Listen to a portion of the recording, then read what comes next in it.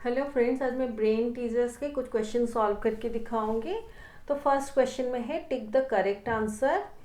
Plane figure which is not made of any line segment is called. तो plane figure जिसमें कोई भी line segment नहीं होता उसको हम लोग सर्कल बोलते हैं। स्क्वायर, ट्रायंगल, रेक्टेंगल, इन सब में लाइन सेगमेंट्स होते हैं।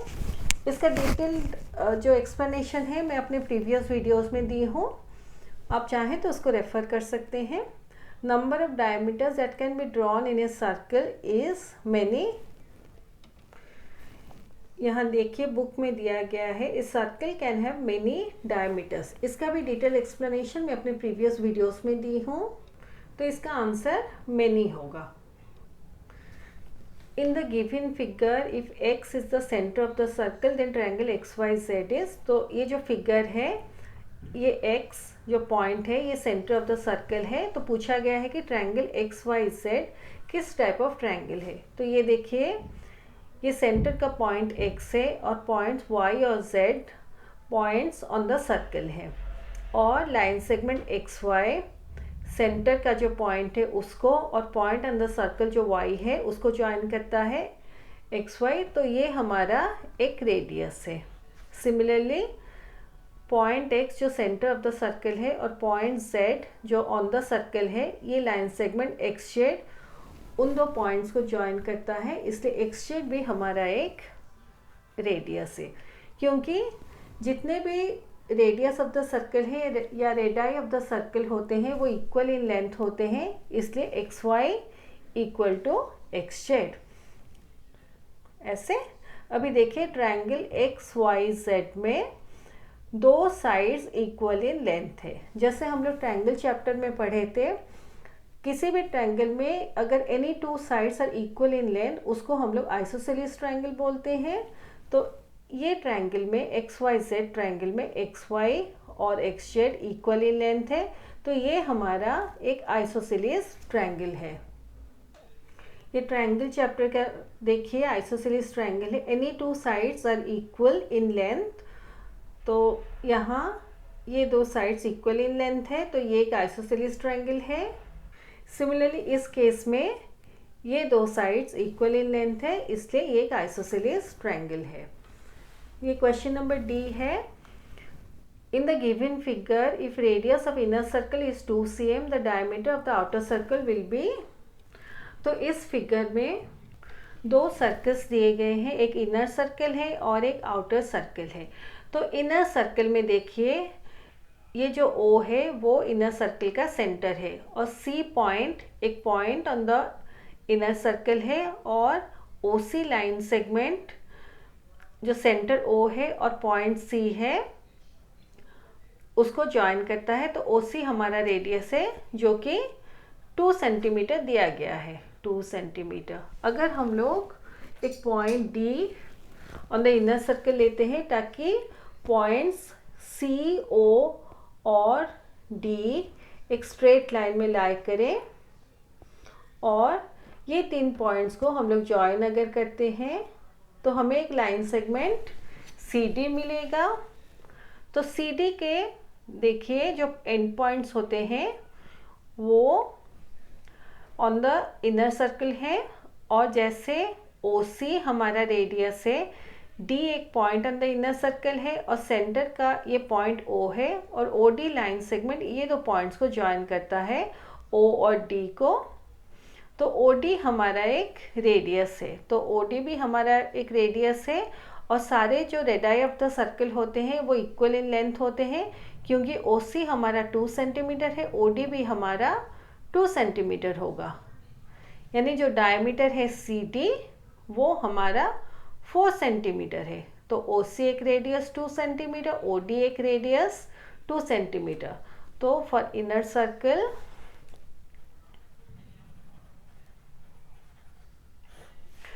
CD equal to OC plus OD। OC हमारा 2 सेंटीमीटर है और OD हमारा 2 सेंटीमीटर है, तो दोनों को मिला के 4 सेंटीमीटर हुआ। तो इनर सर्कल में डायमीटर जो है वो हमारा 4 सेंटीमीटर है। अभी फॉर आउटर सर्कल हम लोग देखेंगे।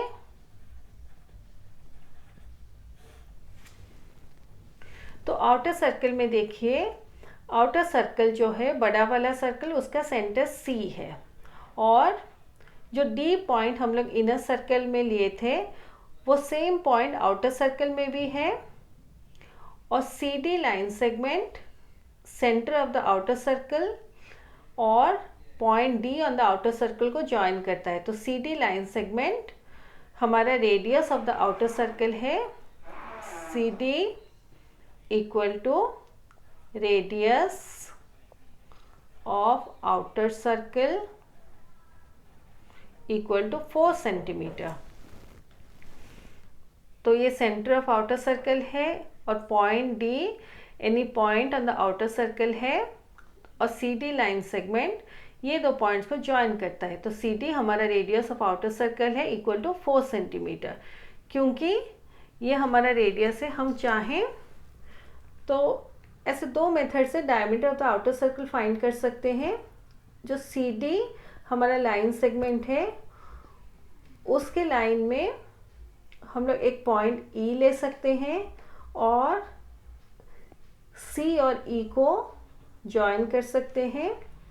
ऐसे हम लोग ज्वाइन करेंगे ताकि जो पॉइंट्स E, C और D एक ही लाइन में लाई करें, और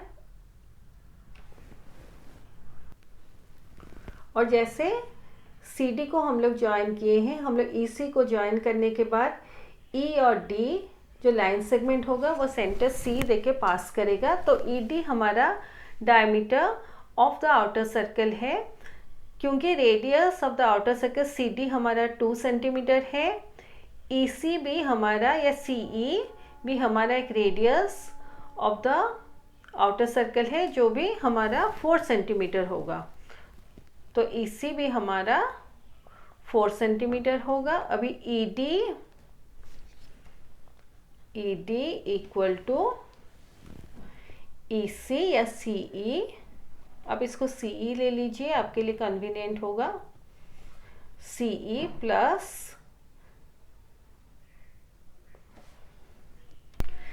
EC और CE का मीनिंग सेम है, इसलिए इसको EC हम लोग रखते हैं। EC तो ED हमारा equal to EC plus CD। तो EC हमारा ये 4 सेंटीमीटर है, तो ये हमारा 4 centimetre plus 4 centimetre equal to 8 centimetre. ऐसे हम लोग निकाल सकते हैं। जो diameter of the outer circle है वो 8 सेंटीमीटर है, ऐसे निकाल सकते हैं, और ऐसे भी निकाल सकते हैं। क्योंकि रेडियस CD हमारा 4 सेंटीमीटर दिया गया है, तो डायमीटर जो होता है वो हमारा 2 टाइम्स रेडियस होता है। तो इसके बाद आप मैं यहाँ पे दिखाती हूँ। तो diameter equal to 2 into radius equal to 2 into 4 centimetre. Radius हमारा CD है 4 सेंटीमीटर इक्वल टू 8 सेंटीमीटर। ऐसे आप डायमीटर ऑफ आउटर सर्कल लिखिए। तो ये 2 इंटू रेडियस है equal 2 into 4 centimetre equal to 8 centimetre. ऐसे तो आप ये प्रोसेस से भी कर सकते हैं या इस प्रोसेस से भी कर सकते हैं, जैसे आपको कन्वीनियंट लगे अकॉर्डिंगली कीजिए। ये नेक्स्ट क्वेश्चन है E। तो इस फिगर में O is the centre of the circle, then ये कुछ ऑप्शंस दिए गए हैं। तो इस फिगर में देखिए, ये O centre of the circle है, और points P, Q, S, R are points on the circle. और देखिए O और P पॉइंट्स को OP ज्वाइन करता है, तो OP हमारा रेडियस है, OP लाइन सेगमेंट है जो ज्वाइन करते हैं O और P पॉइंट्स को, तो OP हमारा रेडियस है। Similarly OQ line segment O और Q पॉइंट्स को ज्वाइन करता है, तो OQ भी हमारा एक रेडियस है। O और S पॉइंट्स को OS लाइन सेगमेंट ज्वाइन करता है, तो OS भी हमारा एक रेडियस है। और OR line segment points O और R को ज्वाइन करता है, तो OR भी हमारा एक रेडियस है। क्योंकि हमें पता है all the radii of the circle are equal in length, तो सारे जो रेडियस होते हैं वो इक्वल इन लेंथ होते हैं, इसलिए OR equal to OP equal to OQ equal to OS, तो ये सारे इक्वल इन लेंथ है। अभी देखिए ये लाइन सेगमेंट्स PS और QR एक दूसरे को इंटरसेक्ट करते हैं एट पॉइंट O, तो एंगल POQ और एंगल ROS हमारे वर्टिकली ऑपोजिट एंगल्स हैं जो कि इक्वल इन मेजरमेंट है। Angle POQ equal to angle ROS, तो ये हमारे वर्टिकली ऑपोजिट एंगल्स हैं। और ये जो वर्टिकली ऑपोजिट एंगल्स जैसे एंगल POQ साइड्स PO या OP और OQ से फॉर्म होता है, और ये दो साइड्स हमारी इक्वल इन लेंथ है। सिमिलरली एंगल जो ROS है वो साइड्स OR और OS से फॉर्म होता है, और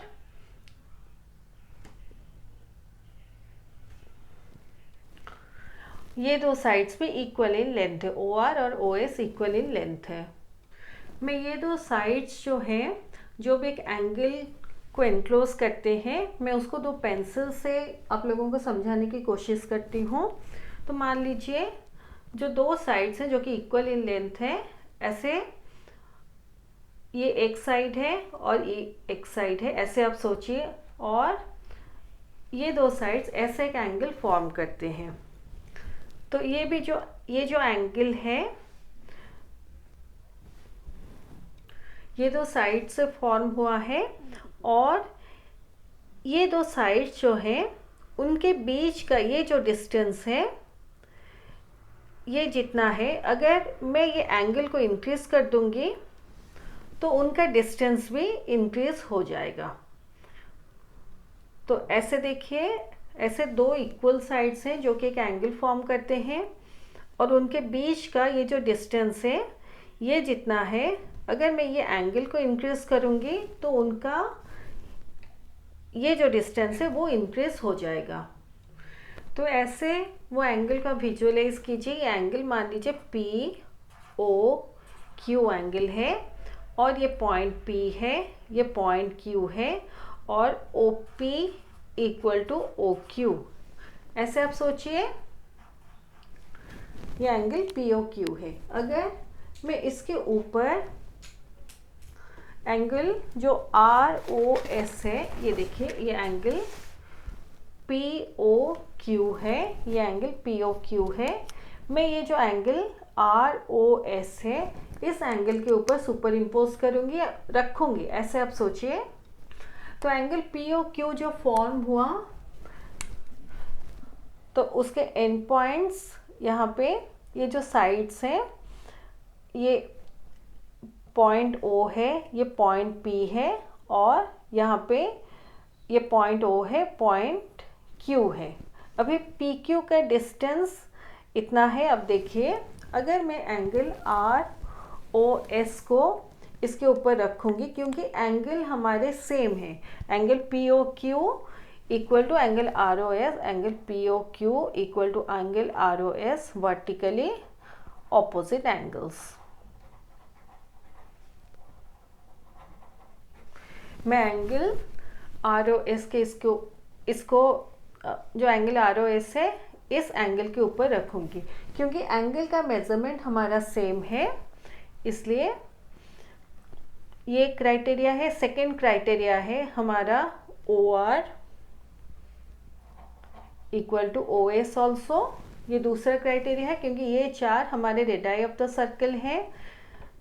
तो मैं ऐसे अगर पॉइंट्स लूँगी और ये पॉइंट को R, ये O है, और ये पॉइंट को S लूँगी, ये एंगल भी हमारा एंगल ROS है, जो कि एंगल POQ के साथ सेम है।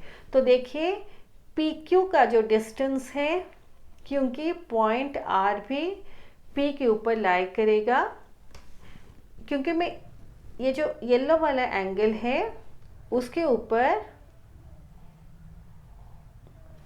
ये ऐसे ये रेड वाले एंगल को रखूँगी। ये नॉट अप टू स्केल है, तो ये बस ओनली फॉर एक्सप्लेनेशन है। तो PQ का जो डिस्टेंस है RS का भी डिस्टेंस सेम होगा। एंगल सेम है, अगर एंगल्स डिफरेंट होते, एंगल का मेज़रमेंट अगर डिफरेंट होता तो PQ और RS का मेज़रमेंट भी डिफरेंट होता, क्योंकि एंगल्स हमारे सेम हैं और OP और OR का मेज़रमेंट सेम है, OQ और OS का मेज़रमेंट सेम है, इसलिए पॉइंट P के ऊपर पॉइंट R लाई करेगा, पॉइंट Q के ऊपर पॉइंट S लाई करेगा, यानी PQ का जो डिस्टेंस है RS का भी उतना ही डिस्टेंस होगा। तो ये देखिए PQ का जितना भी डिस्टेंस है RS का भी उतना ही डिस्टेंस होगा। तो इस केस में PQ इक्वल टू RS होगा। तो इस केस में देखिए PQ इक्वल टू RS होगा। तो PQ and RS are always equal. ये थोड़ा कॉम्प्लेक्स क्वेश्चन है, तो आई होप आप लोगों को ये क्वेश्चन समझ आया है। तो ये हमारा ब्रेन टीचर्स का 1A के सारे क्वेश्चंस ख़त्म होते हैं।